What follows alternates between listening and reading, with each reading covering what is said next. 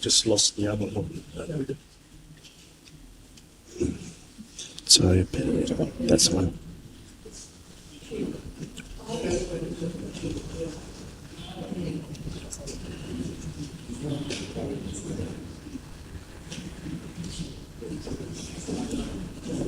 Thanks, mate.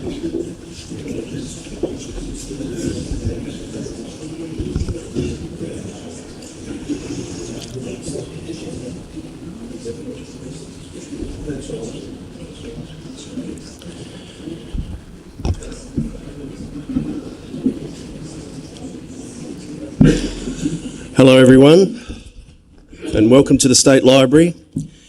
And here's luck, more stories of Adelaide pubs. Also welcome to those watching via the live stream. My name is Mark Gilbert and I'm the Curatorial and Content Librarian here at the State Library of South Australia. Can you hear me all right? Very good. The State Library acknowledges this land that we meet on today is the traditional lands of the Kaurna people and that we respect their spiritual relationship with their country. We also acknowledge the Kaurna people as the custodians of the Adelaide region and that their cultural and heritage beliefs are still as important to the living Kaurna people today. We also pay respects to the cultural authority of Aboriginal people visiting from other areas of South Australia or Australia. Here's luck. This is the Richmond Hotel bar in 1946. So the Richmond Hotel in Rundle Street, now the mall. You'll notice one barman is pouring a Cooper's Ale from a bottle and the other is pouring a beer from a single tap. We don't have a lot of photos of interiors of hotels, so this one's a really nice one to have. Over the last couple of years, I've given talks about various pubs in the city, North Adelaide and Port Adelaide, quite a few of which no longer exist. This time I've decided to stick with pubs I have visited, purely for research purposes. So we better move on quickly because a lot of research has gone into this.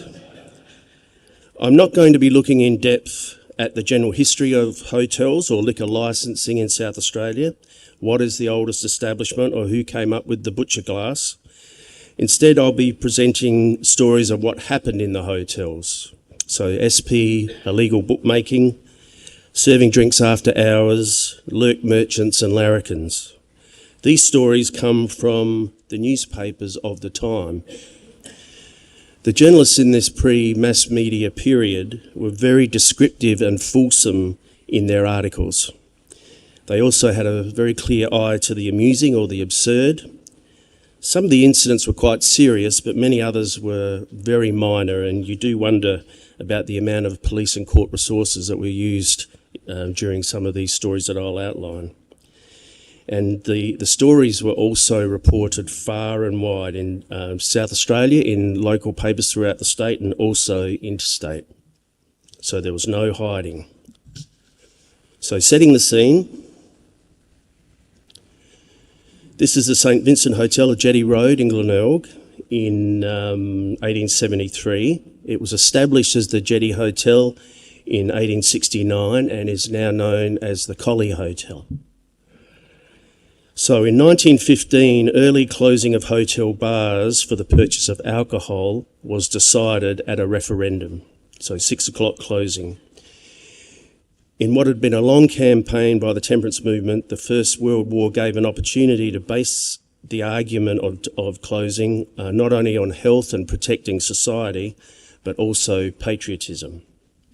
And early closing was inaugurated in March 1916. This is an article from the Glenelg Guardian newspaper, so March 1916, 30th of March. And he's setting the scene of what it's like when the pubs were closed. Glenelg looks dismal of night nowadays, owing to the absence of the glowing beacons of light which were once wont to point the way to conviviality and good fellowship. No more will old friends meet at night and over a glass of blood-stirring liquid talk of the many escapades of youth. The conversation among old cronies will be only of the commonplace, for the drinks available after 6 o'clock lack the strength which fires the imagination and sets the soul aglow. It is indeed piteous to note the looks of longing upon the faces of those who for years and years and years and years were accustomed to seek the seclusion of a cosy corner in a saloon and while away many happy hours with intimate friends, building castles in the air for the future and not caring a continental for the present. I loved it when he used continental. I hadn't heard that for quite some time. And now all is changed, and the castles have tumbled down like so many packs of cards. The victory of the temperance party is complete, and the man who still desires a stick in his refreshment must procure the stick before 6 o'clock. The hotels have fitted up attractive temperance saloon bars in which tempting soft drinks are dispensed. It is too early yet to say whether the great army of moderate drinkers will be content with that class of quencher.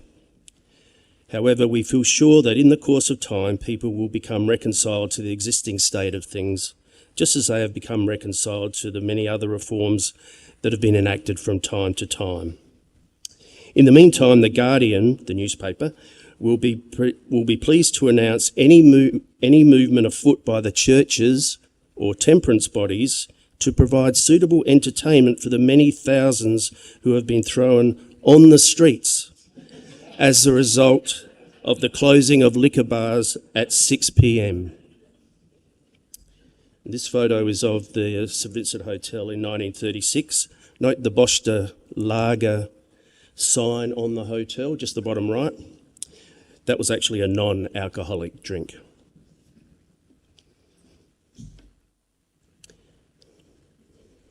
So even though pubs would close for alcohol service, the serving of after-hours liquor was commonplace. And the news reported in 26 November 1934 of a raid at a Glenelg hotel. So that they could not escape, several men were held up at pistol point and others were checked with a baton during a raid by 9 police officers at the St Vincent Hotel at noon yesterday. The men did not know, that must have been a Sunday, the men did not know, however, that the automatic pistol which confronted them was empty.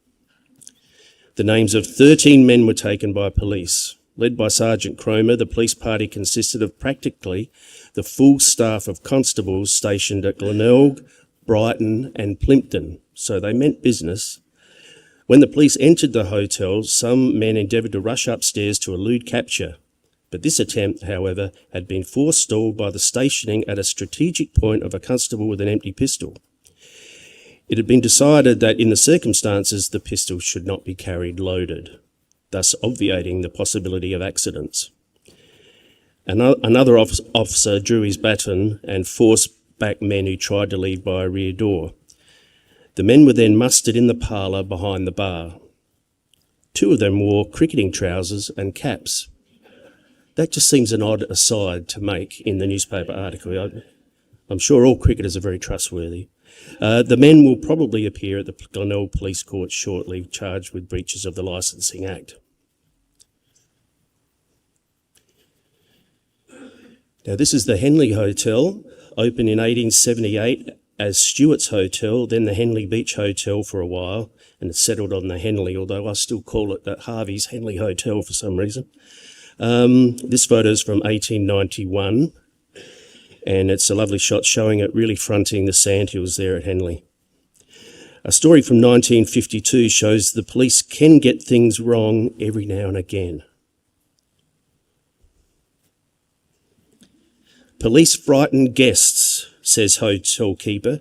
The licensee of the Henley Beach Hotel, Mr. Milkins, said last night he would inform the Premier, Mr. Playford, of the actions of the licensing police at his hotel on Wednesday night. Mr. Milkins said at about 8:30 p.m, a number of guests, including a 28-year-old woman convalescing from an illness, were seated in the lounge when a man peered through the window. The incident had caused the sick guest to collapse and frighten the others. Mr. Milkins said he rushed outside to a car in which were 3 men who had previously been seen on the premises. Although he had knocked on the window of the car, the vehicle was driven off and he was spun around into the gutter. Mr. Milkins noted the number of the car and reported it to police headquarters. 2 cars were sent to search the area while a check was made on the car number. Later, the police cars were withdrawn when it was found that the car involved in the incident belonged to the police department and contained plainclothes officers. That was reported in the Advertiser. Now, we're just going to head into the city now. This is the Launceston Hotel, now known as the Grace Emily Hotel, the western end of Weymouth Street. A wonderful establishment if you'd ever like to visit it. I do have some guests here from there. This photo is from 1894. The pub itself actually opened in 1839, so pretty early, and became the Whalers' Return for a few years in the 1840s, then back to the Launceston before closing and reopening in the late 1990s as the Grace Emily. In 1930, the Advertiser reported beer taken from a hotel. A charge of having carried away liquor from the Launceston Hotel on Sunday, December 24th, was found proved against Thomas Brennan, painter of Weymouth Street, and Frank Snow, labourer of the hotel itself, in the Adelaide Police Court yesterday. According to the evidence given by Constable John Miller and supported by that of Constable King, the men ran out of the main entrance of the hotel about 12:10 in the morning. They were chased and caught by the constables, and when searched, were found to have several bottles of beer in their possession. Brennan and Snow claimed that they had bought the beer about 5:30 or 5:45 on Saturday. It had been hidden in a bush in a paddock at the rear of the hotel, and when they were intercepted by the constables, they were carrying it out of a lane leading from the paddock and not from the hotel. The judge didn't accept that story, and Brennan was fined £10 with 12 shillings and sixpence costs, and Snow £5 with costs as well. This is the hotel in the 1940s, and one by me in 2007. I took this shot. In 1939, a headline in the News newspaper, our afternoon paper at the time, "Salesman, no success as a purchaser. I want 4 bottles of beer," a salesman said to plainclothes Constable Shipway, who was standing in the doorway of the Launceston Hotel, Weymouth Street City, about 12:15 in the night on December 9th. What was he doing just standing in the doorway? The hopeful after-hours customer was Arthur Stanley Waterson of South Terrace Semaphore, who in the police court today was fined £5 for having attempted to obtain liquor from the hotel during prohibited hours. And "you set a trap for me and I walked right into it," Waterson was alleged to have said. But the policeman just must have been standing there waiting for someone to go up to him and to get him.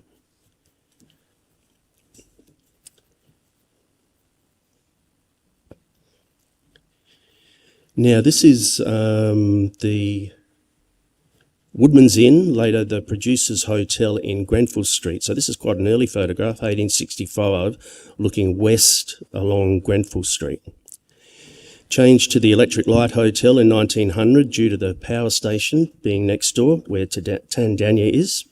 The Producers Club in 1906 to 1969, then the Producers till it went back to the Woodmans in 1985, then back to the Producers and the Electric Light various times, but it's now closed, unfortunately.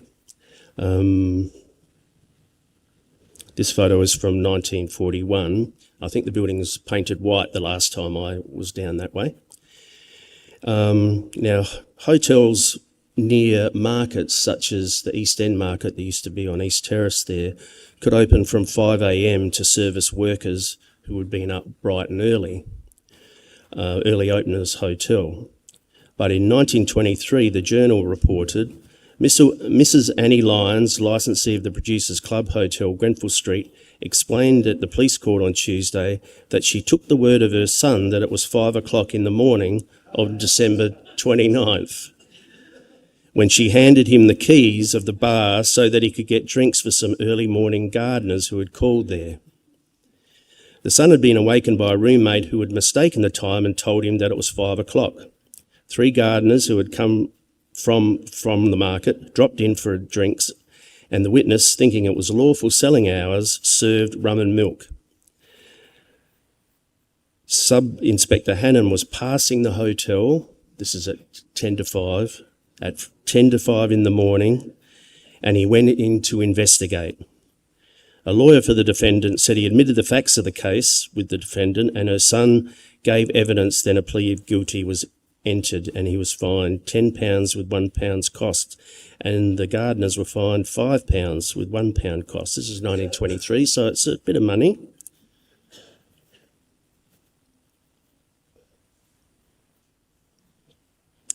And in 1936, at the Producers Club, Bob in illegal.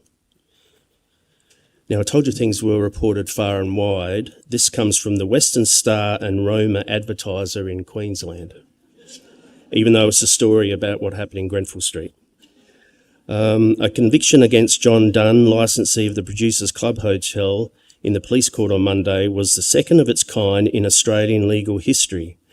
Dunn was fined £5 with £1 cost for being the licensee of premises in which an unlawful bet was made on September 25th.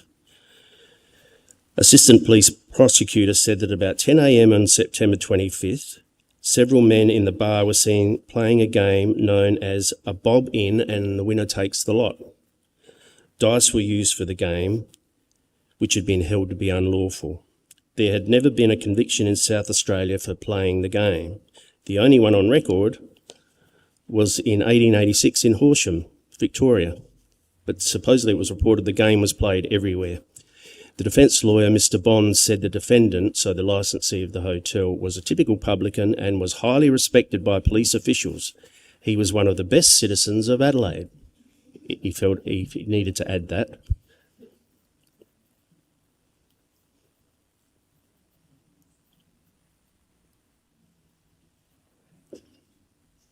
This is the old Queen's Arms in Wright Street. Established in 1851, this photo is from 1941. And here it is in 1970. And sad as it is to say, it ended its days as the Wright Street Hotel in this photo. It closed in about 2019, I think. It's boarded up. This photo was done by a former State Library photographer, Jenny Scott. So you can see it's boarded up there and it looks in worse condition now, unfortunately. But in December 19, alleged theft. The case in which Alice McCabe and Ethel Fuller are charged with having stolen £25 belonging to Roy Butler on December 5th was heard. The prosecution alleged that Butler of Parkside was in the old Queen's Arms, Wright Street, on Tuesday afternoon.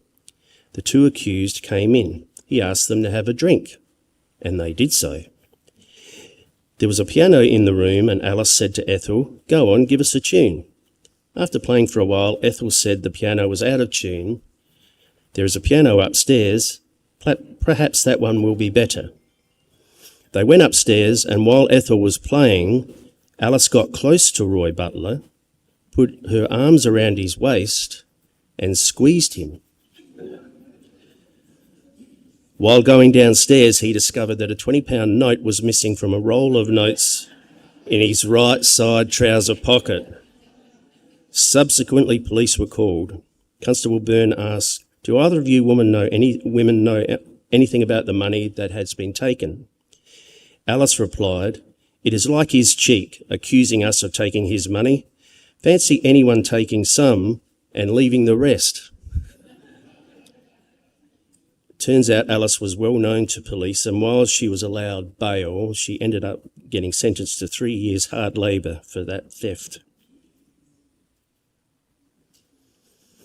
Here's the Union Hotel in Weymouth Street, 1889. Some may remember it as a hotbed of live music in the 1980s and 90s, with a lot of local rock bands and jazz on Fridays. Here it is in 1970.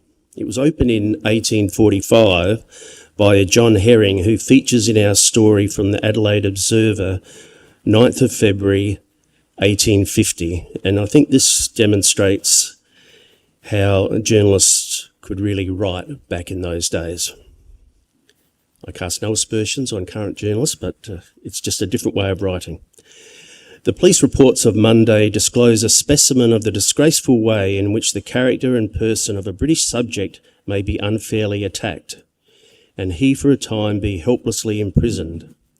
We allude to the prosecution of Mr. Creech of the Union Hotel, Weymouth Street, for stealing a duck, the property of his landlord, John Herring. It appears on the evidence... I'll just stop there and just listen to this bit, if you don't mind, carefully.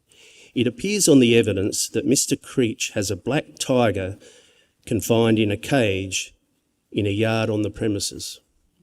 So he's got a panther, I'm assuming, just for show at the back of the Union Hotel. Mr. Herring is a noted pigeon fancier, an extensive breeder of poultry, and rejoices in the possession of sundry ducks, which are scattered about the place, and of course, as all ducks will, gobbling up food wherever they can discover it. In the course of its peregrinations, a very fine bird pops its head into the hole of the tiger's den, and is immediately pounced upon by the grim tenant, and all but demolished in a twinkling. Mr. Herring, who is not on the best terms with Creech, hearing of the immolation of the defunct duck, sends for a policeman.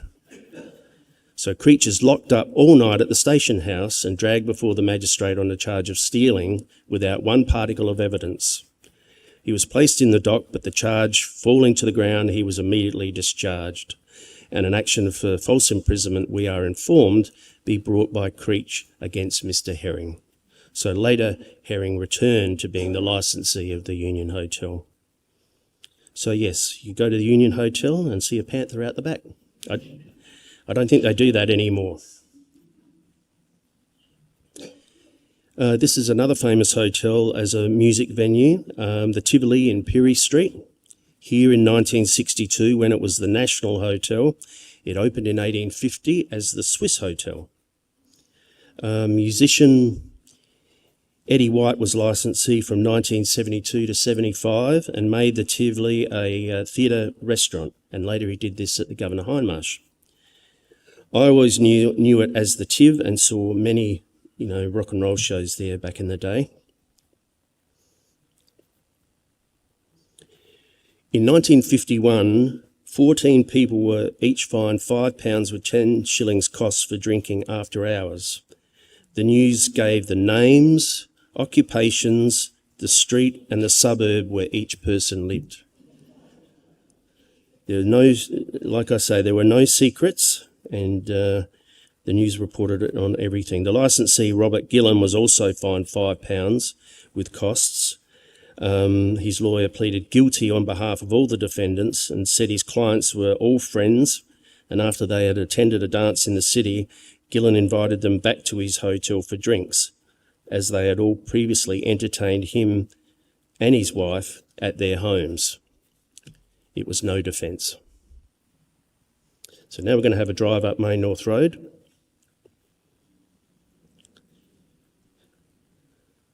The Windmill Hotel, established 1843 on Main North Road at Prospect. Seen here about 1881, it was rebuilt as shown here in the 1930s.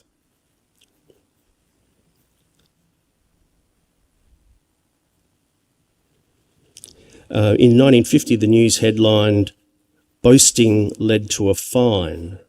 Over a few drinks on April 29th, an illegal bookmaker told a stranger in the Windmill Hotel he was not bothered by police. He said, "It's not like a big hotel where you might take a bet from the Commissioner of Police himself." He said, "I memorised the bets and write them down at home." I don't know how the people placing the bets thought about that. But later he accepted bets from his companion, who was a stranger. The stranger was plainclothes Constable Collins. In the police court today, Garnet Gordon Hester, 27, plasterer of Gloucester Street, Prospect, was fined £65 with £2 12 shillings costs for illegal bookmaking. So Didn't pay to be caught. Further up Main North Road to Jepp's Cross, opened as the Miller's Friend in 1846 and the Jepp's Cross since 1852. This is the hotel in 1936. Now in December 1942, so in the middle of the Second World War, the Port Pirie Recorder reported he was a stranger and they took him in. 2 young munition girls, whom he had given a lift in his horse and dray at Jepp's Cross and shouted drinks later, drove away and left him stranded at a hotel. The wonderfully named Edward Bowles, and it becomes clear why he's called Bowles, I think, in a second. He was a clerk of near Paraka, said in the police court today. So the girls drove away in his dray. The girls, Alvilda Myers, 20, and Eunice Myers, 18, of Northfield, were each fined 10 shillings, with 10 shillings costs for having, on December 5th, driven a dray without the consent of the owner. Bowles said that early in the afternoon he picked up the girls near the Jepp's Cross Hotel and took them in his dray, loaded with manure, to Enfield. What a romantic he is. He dropped the girls before delivering his load, but picked them up later and went to the Jepp's Cross Hotel, where he shouted them 3 noggins each. Keep in mind they're underage as well, not being 21 at that time. He then drove the girls to the Abattoirs Hotel, which is now the Cavern Hotel and formerly the Cavern Arms, shown here in 1936. And he asked them to wait in the dray while he went and had one for the road. When he came out, he found that the horse, the dray, and the girls were missing. He subsequently found the girls had driven the dray to Rosewater and then had abandoned it outside the Southwark Hotel on Port Road.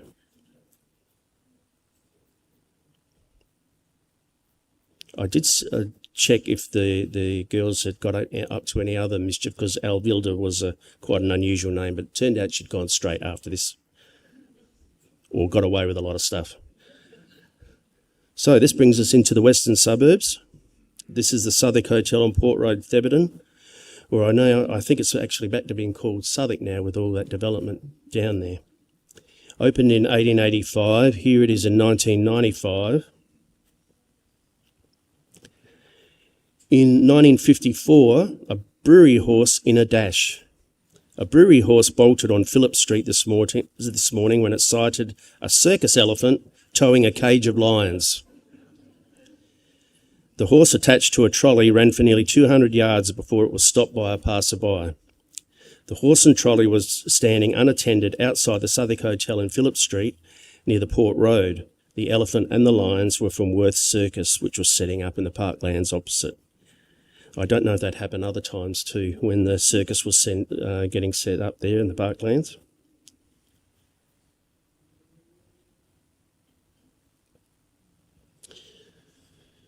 Now this is the Squatters' Arms at Port Road at Theberton. Also this photo's from 1995, so I think a staff member at the library went down and took a whole lot of photos there. Established in 1850 as the Foresters and Squatters' Arms, rebuilt in the 1880s to the 2-storey building we see there, shortened the name to the Squatters in the 1920s. The building's still there, but it's a bit dilapidated now as you could drive past it, and the pub has been closed for a little while. And this is the area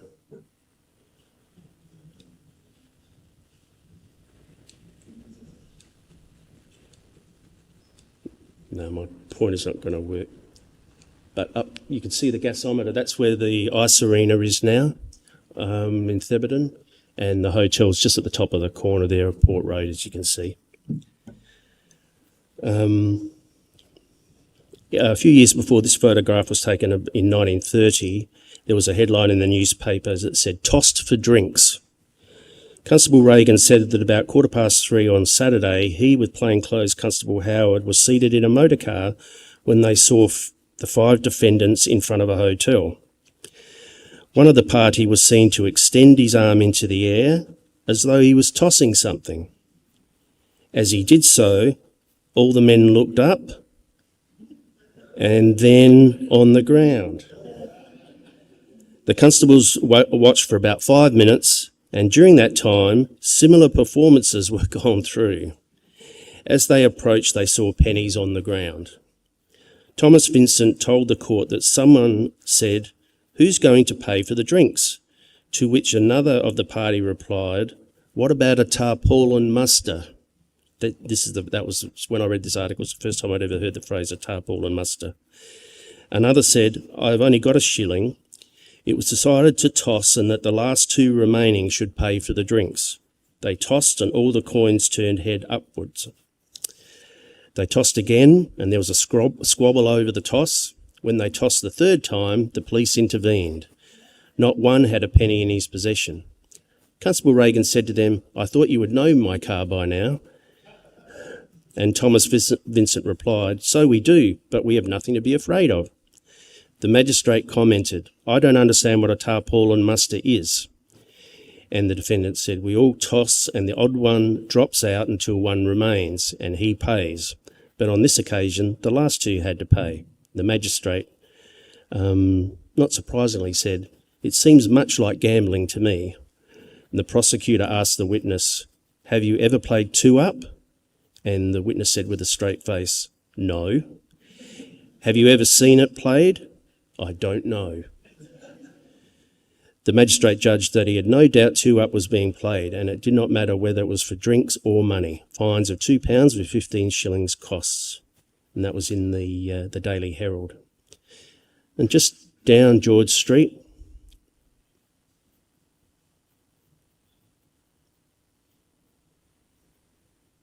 try this one.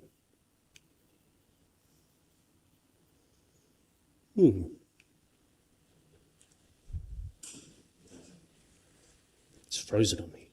Wait on. That's better. Sorry, Rex. Phew. I'm going to put that right out the way. So this is the Mischief Hotel in George Street at Theberton. Opened in 1844. This photo was taken in 1973 by author and artist Barbara Hanrahan, who lived nearby and set her most famous novel, Scent of Eucalyptus, in the area. We've got a nice album of her photographs which she took all around Theberton and down onto Henley Beach Road. In June 1934, offence to lay bet for friends. By a ruling in the police court today, it was definitely established that it is an offence for a person to take bets from a friend to lay with a licensed bookmaker. Owen Walker, labourer of Theberton, pleaded not guilty to a charge of having been at the Mischief Hotel for the purpose of betting. Constable Peake said that he entered the bar of the hotel at 1 p.m. yesterday and heard Walker say, "Are you all set?" There were 6 men present. Walker was holding a race card, several slips of paper and a pencil. He told the constable that he was about to take bets to a betting shop for a friend. Walker indicated a man who he said had given him 6 shillings to wager for him at a betting shop. He said he had a bicycle and he could get to the betting shop quickly as it was only 300 yards away. Walker said in evidence that he was not acting as an agent for a bookmaker, but was merely obliging friends. His lawyers said that as far as he knew, this was the first case of its kind to be heard in Adelaide, and therefore asked for a nominal penalty. And the magistrate said he believed Walker's story, which is almost a first in some of these, I think, but he had broken the law and he was fined £5. So you couldn't even take your friend's money to go down to the betting shop and put some money on for him in the 1930s. Now this is the Jolly Miller in Adams Street, Hindmarsh, established in 1866. Very late in its life it became the Omni for a very short time, but it's closed now. This photo is from 1995. The building's still there though.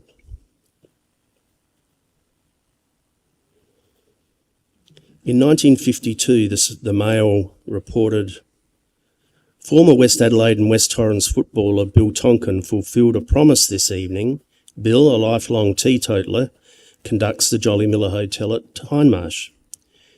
8 years ago, he declared he would drink a pint of beer publicly in the hotel if his younger brother John ever married.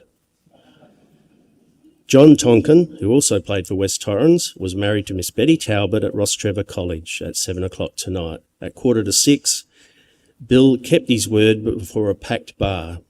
Earlier customers had downed 300 glasses of beer on the house.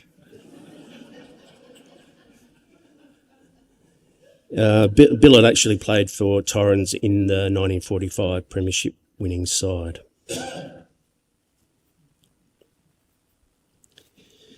This is the Joiners Arms in Manton Street, Hindmarsh, opened in 1850. Here it is in the 1870s. I was busily looking for a photograph of this hotel in the library's collection, and believe it or not, I couldn't find one.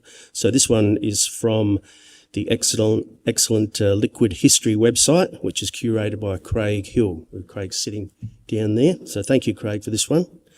If you tell me where you found it, it'll be very handy. So this one, 24th December, so Christmas Eve, 1949, sold 200 dozen beer today. Although it was impossible to buy beer in many city hotels today, manager of the Joiners Arms Hotel, Mr. Ern Lahoo, was selling as much bottled beer as people could carry away. He sold more than 200 dozen bottles today and said he had sold more than 700 dozen during the week. People were coming from all over Adelaide to buy beer. One man bought 15 dozen and many others bought 2 or 3 dozen. Mr. Lahoo said he'd been saving beer since last June, so there would be enough for everyone at Christmas. Thirsty crowd, and it's an interesting thing at this time of year because thirsty crowds found it hard to get a glass of beer in the city this afternoon, so Christmas Eve. Bars were crowded, and in some the beer was off, or literally not available. One barman said his hotel would have no beer until January the 2nd. Beer was being sold in the lounge for $1 a glass. I could almost hear the outrage in that bit. One leading hotel will be closed on Monday, and other hotels may have to close early on Monday because of short supplies. So it seems it wasn't unusual for supplies to be limited at Christmas periods at this time, partly due to the demand caused by the holiday season and the hot weather. Just the day before, so the 23rd of December, the news had a very, very, very concerning headline.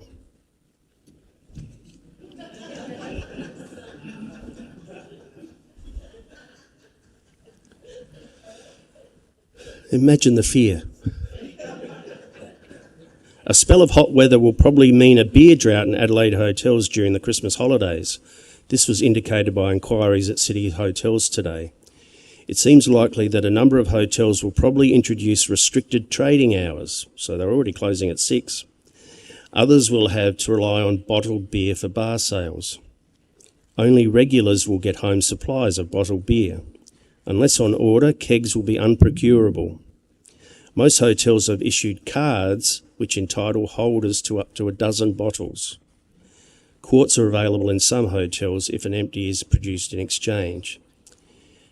This was a bit surprising to me considering the time of year it was. Bottled stout is also in short supply.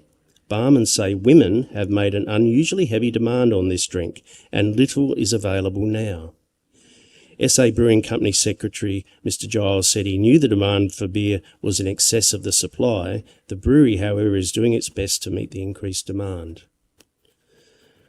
It's just, it just seems a bit strange, doesn't it, that we don't get that anymore. But certainly the time of year.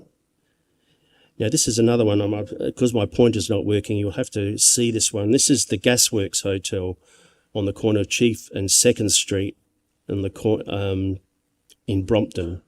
Opened as the Brickmakers Arms in 1851 and the Gasworks from 1870 to 1982, then the Gaslight, and now back to the Brickmakers Arms. So it's up the top, or it's kind of centre left there.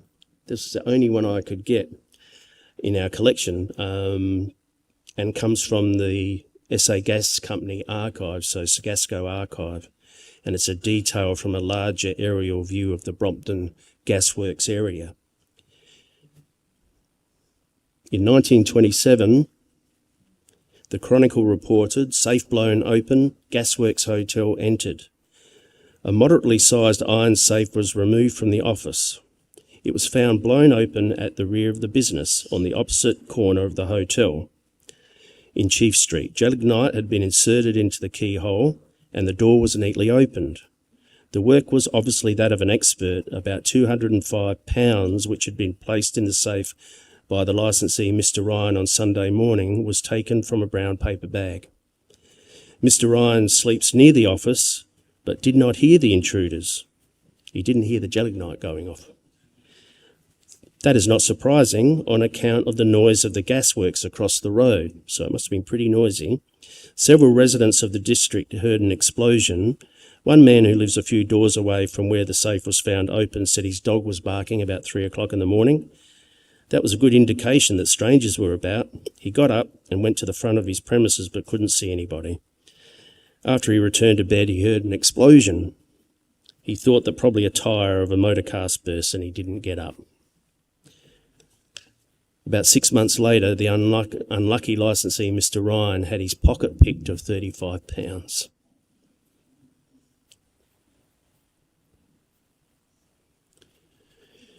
Now, this is the Lady Daly on Port Road, Hindmarsh, opened by the wife of Governor Daly in 1860. And this is an early photo, 1864.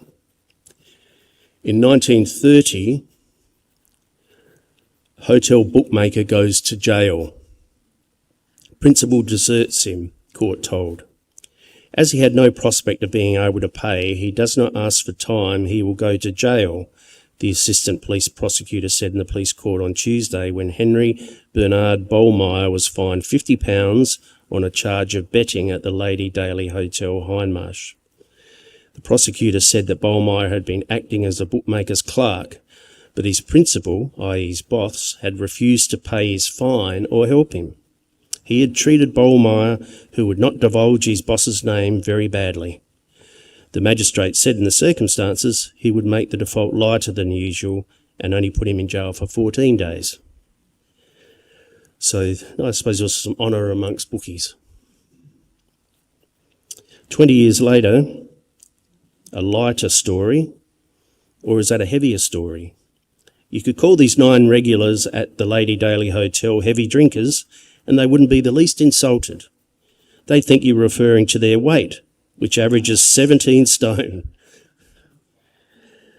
This is very much a human interest story in the news. In 1951, the article said that the licensee, Gus Haddon, was only 7.5 stone, so his duty as chucker out or bouncer could be a challenge for him.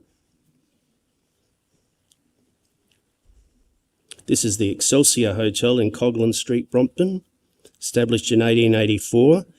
This photo is from 1902 and in colour, 1999. It's famous, you can see a sign there on the side, I think, with the phantom on it. It was quite famous for its phantom theme for a while. In May 1954, £20 fine for hotel bets. A man who took 16 shillings worth of bets at a suburban hotel on Saturday was fined £20 with 7 and 6 costs in the police court today. Albert James Tearley, 43, driver of Chief Street, Brompton, admitted having unlawfully carried on business as a bookmaker in the barroom of the Excelsior Hotel. Tearley told the court it was his first attempt at illegal bookmaking. That's often cited in the testimony. It was the first time I did it, Your Honour.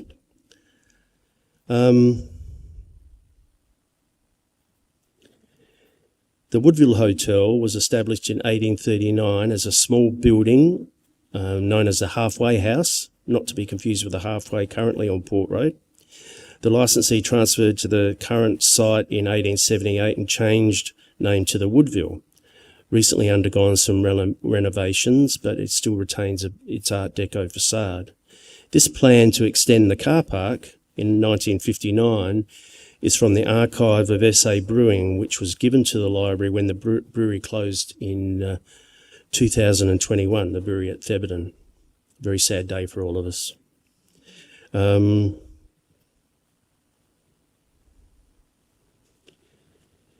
This is a group of friends at the Woodville Hotel in 1954. We don't have a lot of photographs, I mentioned, of the interiors of hotels, and I'm very pleased to say that we know the names of two people in this photograph. Alexander Murchie is on the far right, and Harry McPhee is second from right, and we know that because Alexander's daughter Alison is sitting right down the front here.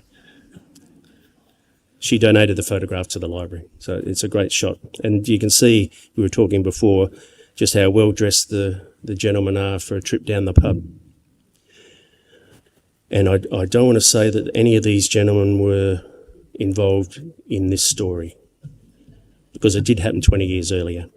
In 1936, the news reported how to run a chook raffle, or maybe how not to run a chook raffle. Poultry raffle in hotel. Raffling of dress fowls in the bar of the Woodville Hotel led to two men being fined in the police court today. The police stated the men paid sixpence to enter the raffle, which was determined by the highest score at dice throwing. Thomas William Howard of May Terrace, Woodville East, pensioner, was fined 10 shillings, in default 24 hours imprisonment. And Henry Bernard Bolmeyer of Angus Road, Lower Mitcham, who you might remember had the previous betting conviction at the Lady Daily, was fined 25 shillings in default of 3 days imprisonment. So you could be sent to jail for running a chook raffle. They pleaded guilty to charges of having unlawfully played a lottery. Denying that the police had taken high-handed action in a trivial matter, the prosecutor said that the police had received information that raffling of poultry had been going on for some time at the hotel. The magistrate said, "This is the first case of a raffle which I remember being brought to the court," and the prosecutor just said, "There was a similar case concerning poultry at Glenelg some time ago." So raffling we think of the phrase chook raffle, but it was actually pretty common.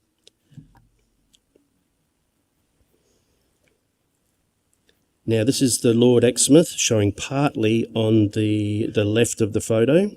Unfortunately, that's the best one I've got of the Lord Exmouth at Exeter. This is the street and the hotel in 1924. The street hasn't really changed a lot. Now, the pub itself is affectionately known as the Monkey House and was established in 1859, and Graham and Barbara Cox have run the pub since 1977. In 1944, betting at hotel licensee fined £25. Frank South of the Lord Exmouth Hotel, Exeter, was fined £25 with £3.15 costs in the Port Adelaide Police Court today for having, on April 10th, been the licensee of a premises on which unlawful betting took place. Mr Williams of the Crown Law Department appeared for the prosecution, and Mr Eric Millhouse for the defendant, who pleaded not guilty. The magistrate said he was satisfied that South knew that betting was going on in his hotel. A year later, in fact, his licence wasn't renewed due to the gambling having taken place regularly at the hotel. But that didn't really matter because the licensee was renewed in his wife's name, and they stayed there until 1948.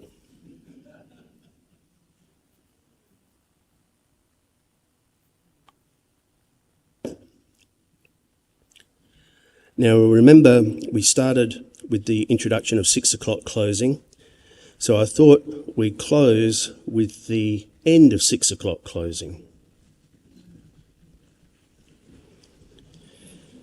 The Challa Gardens Hotel on Torrens Road at West Croydon opened in the mid-1950s at a cost of about £60,000.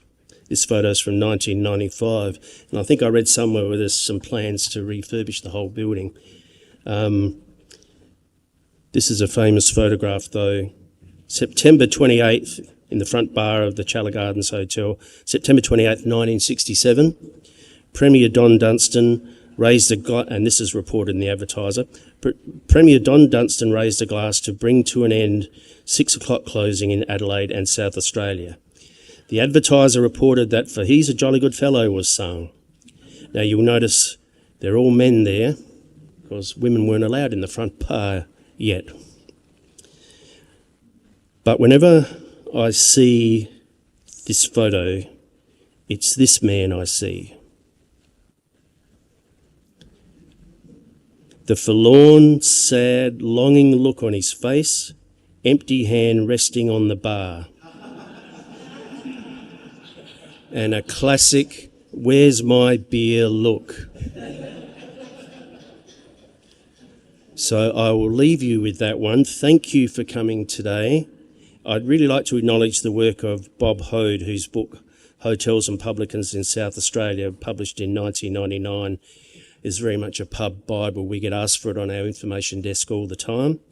And I also like to point to Craig's wonderful website, Liquid History, and another called Beer Adelaide as well. Can I remind you also that our talks are available to be viewed via our website, so you can always watch me again, and if you've missed my previous talks, you can go back and have a look. Just check our stories page, where there's a lot of material done by my colleagues about stories about South Australia. And also our Flickr page, which has many photographs of pubs, which I put together for the city and North Adelaide and Port Adelaide. And also keep an eye on our What's On page for other talks and events and exhibitions that are coming up. So thank you very much for coming. I really appreciate it.